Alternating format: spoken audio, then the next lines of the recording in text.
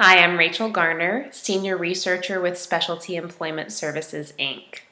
Today I want to talk to you a little bit about interview questions, and we're going to cover 4 questions that you're very likely to get in an interview, but that might be a little bit difficult to answer, and some ways to answer them that will set you apart as a top candidate. So the first one, the obvious one, tell me about yourself. Now, remember, this is your elevator pitch. This is your advertisement for yourself.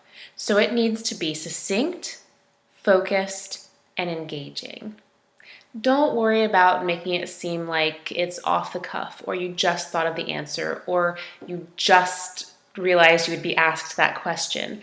You know you're going to get asked that question. The interviewer knows you know that. So don't be afraid of sounding rehearsed. It's a good time to be as clear as possible, and it doesn't need to sound improvised. You also want to make sure that it's relevant to the position you're interviewing for. It's not the time to discuss your favorite childhood hobby. If you happen to have a hobby now or some involvement in your community that's applicable to your job, that's great to bring up. It makes you seem well-rounded and grounded as an adult, but make sure to stay focused on the business aspect.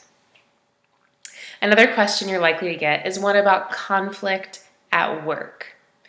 Now, don't be afraid of this question. The fact is, conflict cannot be avoided, and we've all dealt with it.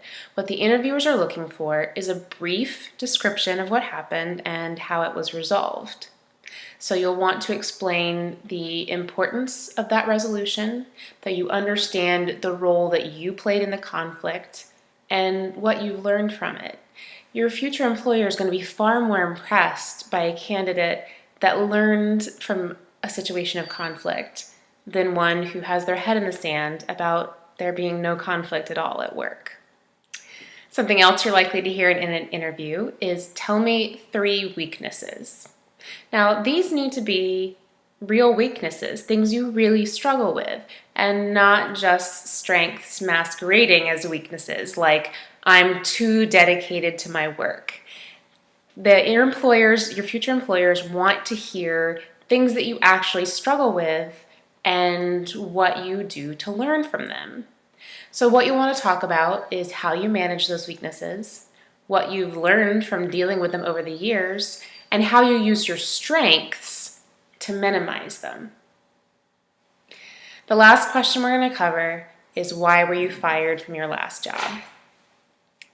I'm going to be honest, that is a scary one, but the fact is you are not the only person that they're interviewing who's been fired. So you'll want to follow the repeated advice we've been giving you here today and just keep it simple and to the point and recognize your role in it. So you want to give a brief explanation of what happened, what you learned from the incident, and how you think you can avoid a situation like that in the future. So these are 4 really obvious questions you're very likely to get, and there's some good simple tips for how to handle them. The fact is, when future employers ask you these questions, they know what they're doing. They're not looking for a perfect employee. They're looking for the person who's handled some adversity at work and who's overcome it to become a better employee. So use these tips, head into that interview with some confidence, and best of luck.